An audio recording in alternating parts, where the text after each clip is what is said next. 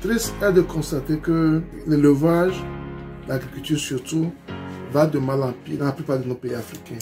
Et si rien n'est fait, dans les années à venir, le mal sera plus réel, le mal sera plus important. C'est important, c'est vraiment important de trouver une solution à notre problème d'agriculture, sinon l'avenir sera vraiment sombre. Sans plus tarder, passons au vif du sujet après le générique.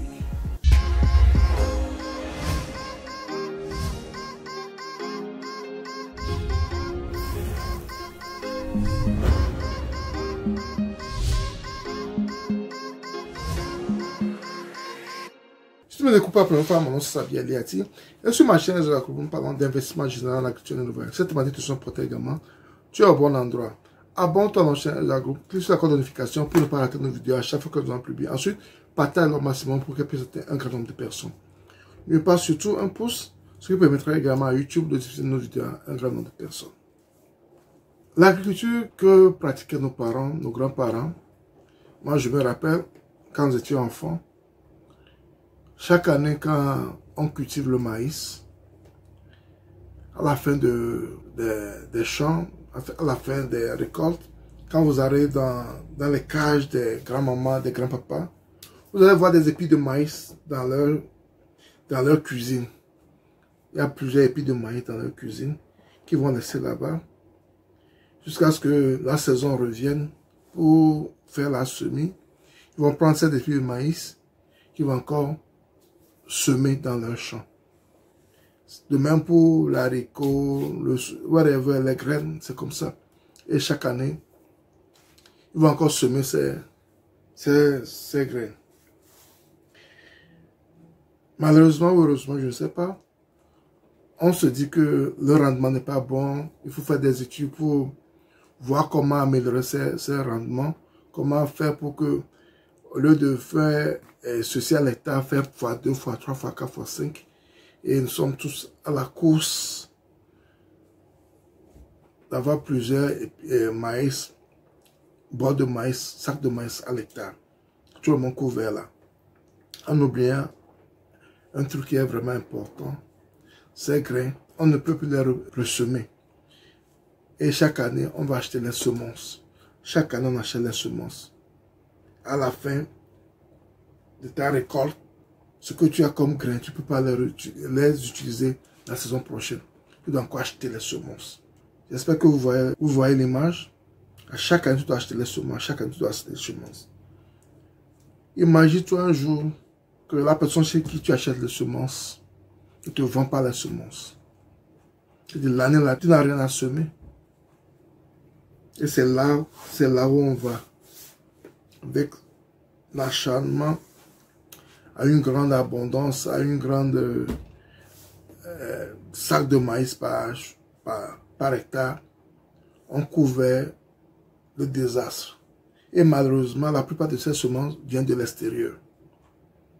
Si au moins on pouvait produire ces semences sur place, si ce sont nos frères qui produisent ces semences dans nos laboratoires, on pouvait dire que bon, at least on aura ça sur place. Mais la plupart de certaines semences viennent de l'extérieur. Viennent des Européens, viennent des Américains, viennent de l'Inde, wherever, de la Chine.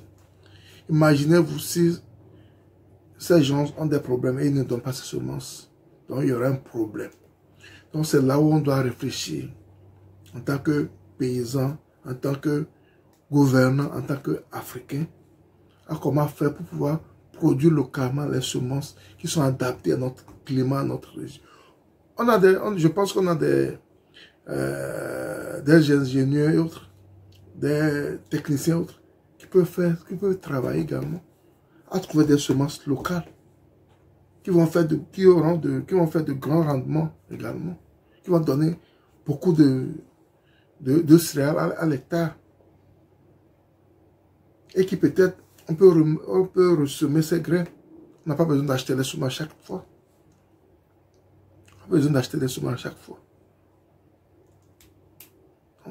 C'est très important. La dernière fois, je passais et j'ai eu l'idée, ça me veut parce que chaque année, je fais le jardinage ici, aux États-Unis. Je fais le maïs, je fais beaucoup de choses. Mais vous imaginez que le maïs que je fais, je ne peux plus replanter ce maïs l'année prochaine. C'est le maïs que je fais. La manière dont elle est constituée, tu ne peux plus ressemer ce maïs l'année prochaine. Et je me rappelle également, quand on veut faire notre champ au pays, on achète les semences. Certaines semences qu'on doit acheter pour avoir de très grands rendements. Mais à la fin, tu ne peux plus replanter ces semences. Ça, c'est la piège qui se trouve dans ce système. Et ce système est vraiment dangereux. Selon moi, c'est un système dangereux qui nous mène vers notre perte un jour. Qui nous amène vers notre perte un jour. Donc ceux qui font ces recherches, ceux qui travaillent pour cela, nos gouvernants doivent réfléchir sur ça et trouver une solution permanente pour nos pays, pour nos continents. Et ne pas dépendre de l'extérieur au niveau des graines. Parce que si on dépend de l'extérieur au niveau des graines, nous sommes fichus, nous sommes foutus. Le jour où ils ferment le robinet, c'est fini pour nous. Le jour où ils ferment le robinet, c'est fini pour nous. Et ils nous montrent par A plus B que ce que nous produisons n'est pas bon. C'est ce que eux aiment qui est mieux. Vous êtes sûr qu'ils sauront mieux ce qui est bon pour nous, eux qui ne sont pas avec nous. Pourquoi ne pas faire ce genre de recherche également à notre niveau et produire nos semences à notre niveau pour notre population et toujours attendre de l'extérieur. Je pense que c'est un travail qui doit nous amener tous à une prise de conscience pour le bien de l'agriculture de chez nous. C'est très important. C'est très important. Si on dépend toujours de l'extérieur dans tous les domaines, notre souveraineté elle-même n'a aucun sens. N'a aucun sens. Tu vois, quand la guerre d'Ukraine et de la Russie a commencé, les Africains ont commencé à pleurer parce qu'on n'aura plus de blé. Est-ce que le blé en réalité fait partie de notre alimentation? Nos pays du sud du Sahel, nos pays africains, le blé ne fait pas partie de notre alimentation au début. On l'a imposé et il y a des gens qui pensent que ça fait partie de l'alimentation. Non. C'est Thomas Sankara qui a dit qu'il y a l'impérialisme dans nos plats. Ça, le blé est l'un de cela. Et avec la crise du blé, on a vu les gens peuvent faire du pain avec la farine de blé, et comment dire, le manioc et autres, plusieurs tubercules et autres.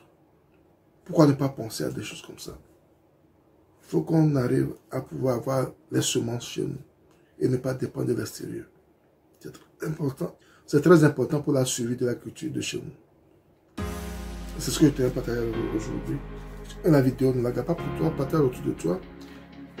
Et si tu n'es pas encore abonné à notre chaîne, abonne-toi à notre chaîne de groupe. Clique sur la code de notification pour ne pas rater nos vidéos à chaque fois que nous publions. Ensuite, partage le maximum autour de toi. Et n'oublie pas surtout un pouce, ce qui également permettra à YouTube de suivre nos vidéos à un grand nombre de personnes.